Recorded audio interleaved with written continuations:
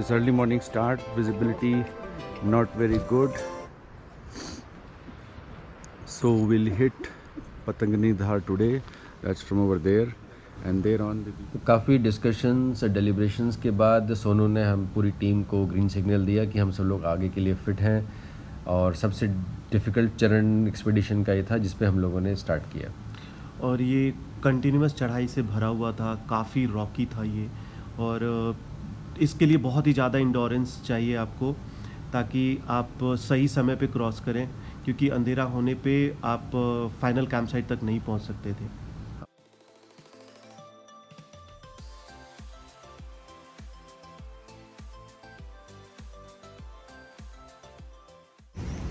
So among the 10 people, we gelled very well. And I think it worked very well for us because I think people were helpful to each other. People were supportive of each other. People were sort of bucking up each other to make it easier. And there was a lot of fun and games which were there at every camp. And I think that made the trek easier.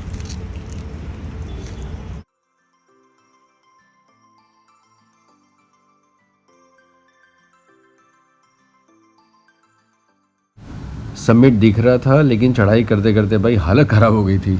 हाँ, बहुत ही ज़्यादा हालत tight हो गया था, but जैसे ही summit तक पहुँचे एक सेंस ऑफ अचीवमेंट था, खुशी थी और सारी थकान दूर हो गई थी। और समिट से ही बहुत ही ओपन जगह है, वो खड़े रहने की बहुत ज़्यादा जगह नहीं है, लेकिन जो व्यूज़ हैं, एक तरफ से केदारगंगा वैली है, दूसरी तरफ रुद्रगिरा वैली है। ऐसे स्टनिंग सेलेस्टियल स्वीपिंग व्यूज़ आपको दुनिया में कहीं नहीं देखने को मिलेंगे। जी 100%।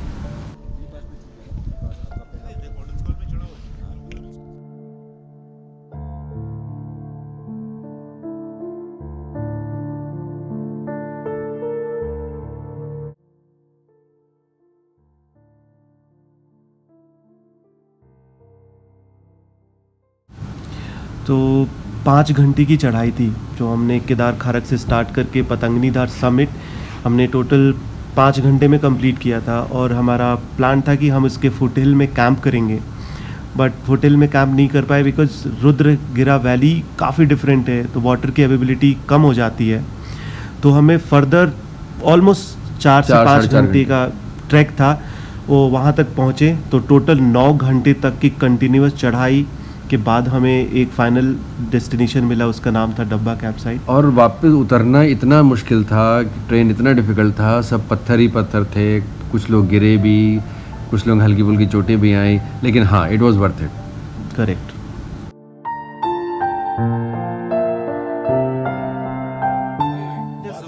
that means that is on the other side of the river. Look at the tired faces of today. कितने थके हुए हैं सब लोग आज।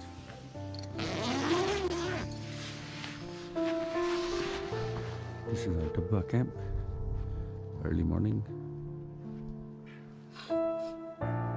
Good morning, sir.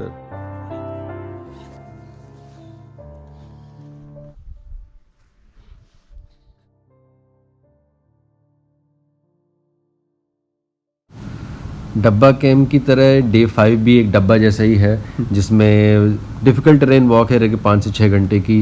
हाइट बहुत ज़्यादा गेन नहीं करते हैं हम लोग। तो यहाँ पे कंटिन्यूस वॉक ऊपर की तरफ है, 200 मीटर का गेन रहता है। और सबसे अच्छी बात है रहता है कि आप इसमें आपको ऑर्डिनेंस कॉल का फर्स्ट ग्लिम्स दिखता है, तो आप एक्साइटेड रहते हो to continuously walk towards that area, which helps you to motivate to see your goal very closely.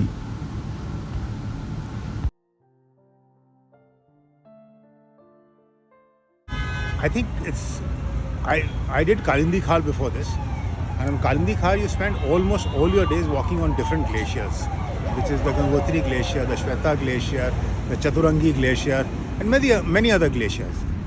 Over here you actually cross only 2 glaciers, which is Rudragera and Khatling. बस आधा kilometre. But Khatling is a glacier which is separate from almost every other glacier.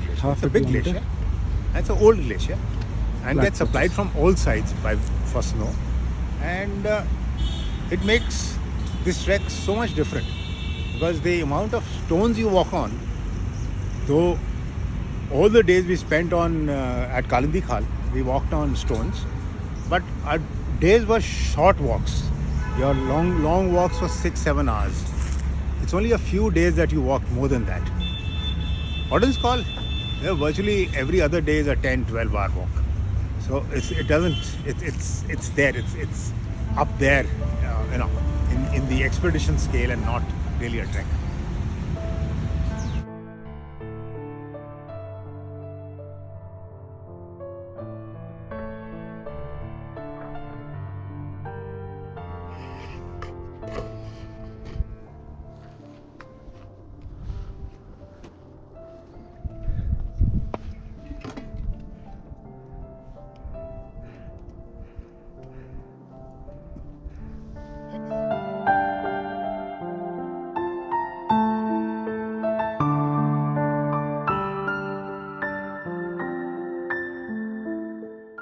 ये हमारी porter unit बहुत ही amazing unit थी। जी, मतलब they are very happy और काफ़ी खुश थे, बट इन्हें देख को ये लग रहा है कि हमारा कैंप साइट बहुत पास में होगा। हाँ, क्योंकि इनको हम कभी क्रॉस नहीं कर पाते हैं, इतने सामान के साथ भी they are like far far far far far far. Ji.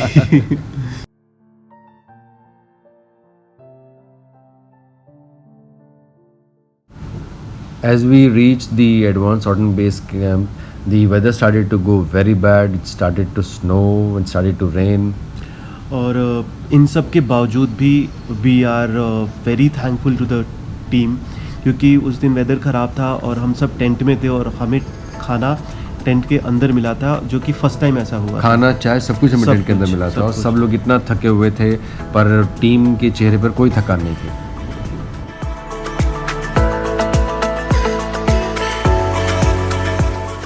So we have early morning start today. Just look at the reflection over there.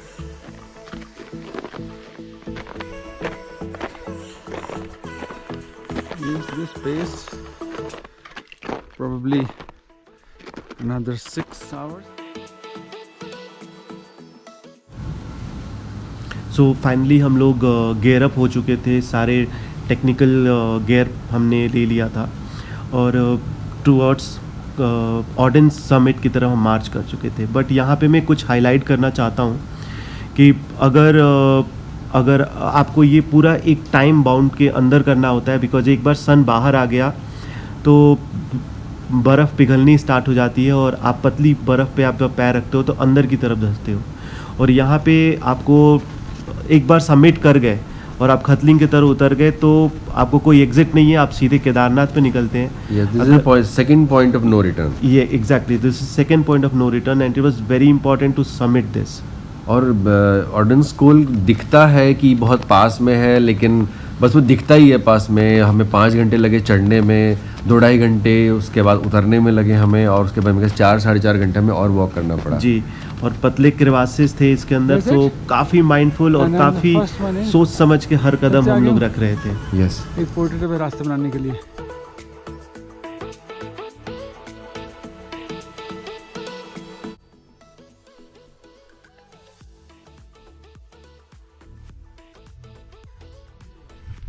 आप बताओ जी, आप कब आए थे यहाँ पे?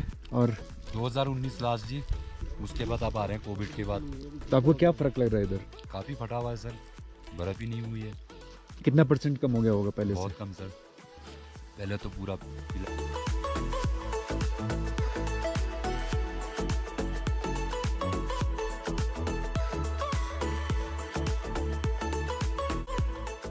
तो अल्टीमेटली वी डिड इट। सब लोगों को बहुत बहुत बधाई हो।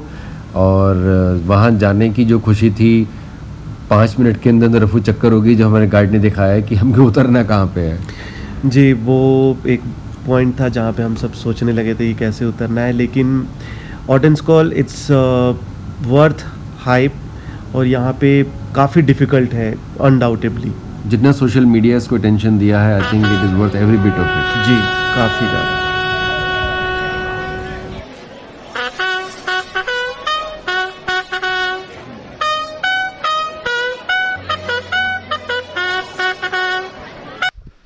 So this is the rope thing now going on. I'll try to capture it again.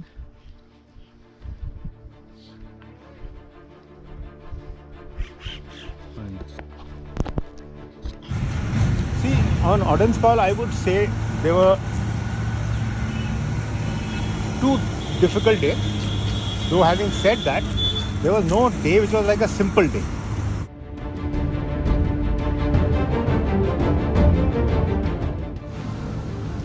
सो ये काफ़ी ज़्यादा टेक्निकल डिसेंट है और इसमें आपको रोप टेक्निक की ज़रूरत पड़ती है।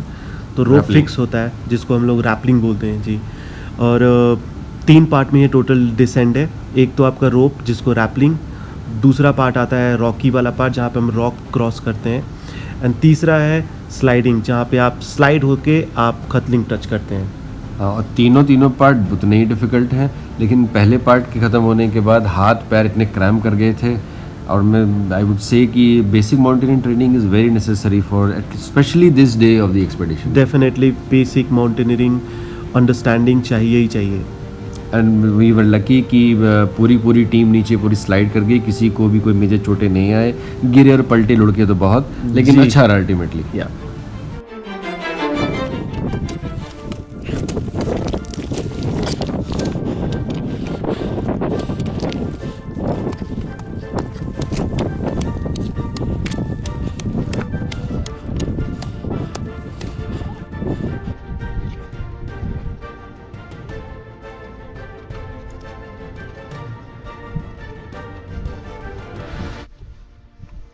In the sense, when you crossed Oddenskol, that had its own flavor. It took you a fair bit of time to climb Oddenskol. It took you a much longer time to go down from it. Because going down, as the snows are melting, the angles of the mountains are changing. Previously, if there was 10 feet of snow, you would get a very comfortable angle to go down. Now the snow is reducing, so you're touching rock. You don't have a cushion from the snow.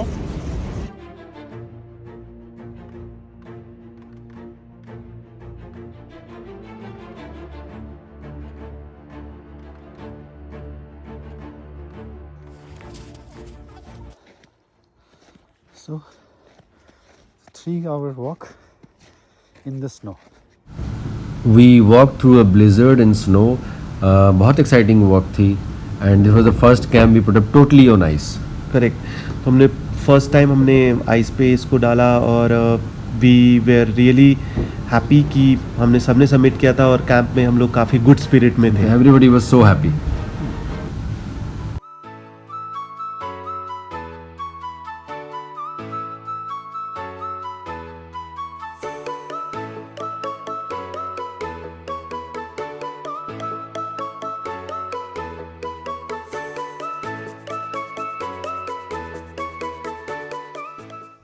आज हमारा camp लगभग, हमारा camp कितने metre पे है आज? 4200 पे है ना? सो आज हम लोग खतलिंग ग्लेशियर क्रॉस करेंगे। टोटल 8 या 9 घंटे की वॉक है ये, और क्रवाइसिस इसमें है। We were all rope and कितना भी कंफर्ट करेगा हमारा गाइड वगैरह हमें, लेकिन we were so scared but ultimately it went on very safely. और यहाँ पे हम लोग जब वी स्टार्टेड और खतलिंग ग्लेशियर पे वॉक, तो ये काफ़ी नोटोरियस बोला जाता है, तो हम लोग के दिमाग में एक सेंस ऑफ स्कैरनेस था। तो हम लोग रोप्ड थे बट हमारी निगाहें कम्प्लीटली पतले क्रवासिस पे थी कि कोई, और क्रवाइसिस सब ढके हुए हैं वहाँ और पे। सारे ढके हुए हैं। लाइक आप अब नज़र हटाओ और दुर्घटना घटी वाली सीन है। कि एक बंदा सबसे आगे चल रहा था जस्ट टू चेक कि कहीं क्रवाइस तो नहीं है। अपने ही was putting the instrument down into the ice जी। और हमें मल्टीपल टाइम रास्ते चेंज करने पड़ रहे थे। The amount of ups and downs you did within the glacier were so many that took us a whole day to come to Camp Zero. And even then we had to cross over to a mountainside where the entire mountainside had virtually come down. We were walking on a landslide zone virtually all the time. And this is a place where human intervention is very limited. Maximum 1 or 2 treks pass through in a year, not more than that. That's a very small number of human intervention, but the amount of mountains falling down was quite a bit. इससे आगे कहीं पे 0 point होगा।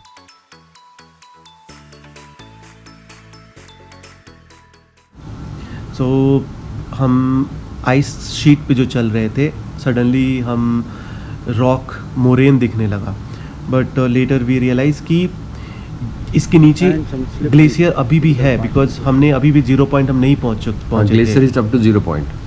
तो still we are walking on glacier but with lot of rocks and moraine walk. The terrain change completely और मुझे अब हम लोग खच्चर मोड में आ गए हैं। मेरे एक दोस्त कहता था कि जब थकान हो जाती है आदमी सोचता नहीं, बस एक खच्चर की तरह चलते रहता है। जी, कहीं भी पैर पड़ रहे थे और ऐसा हाँ। लग रहा था कि घुटनों की तो लग गई है। घुटनों के लिए कोई बात करने को तैयार नहीं था। मुझे एक और की बात आ जाती है कि आइदर आई कैन वॉक और I can talk.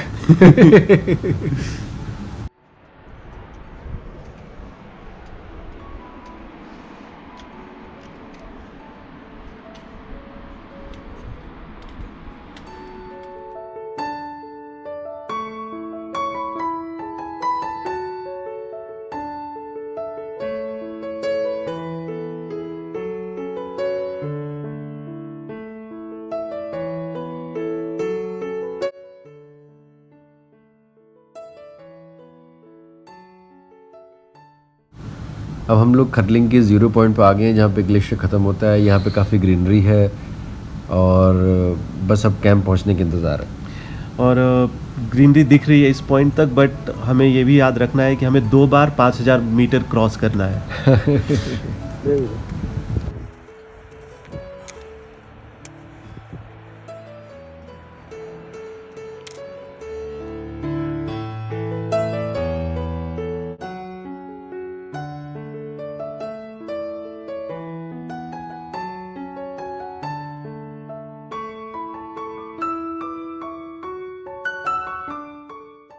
So the second leg of our expedition comes to an end here.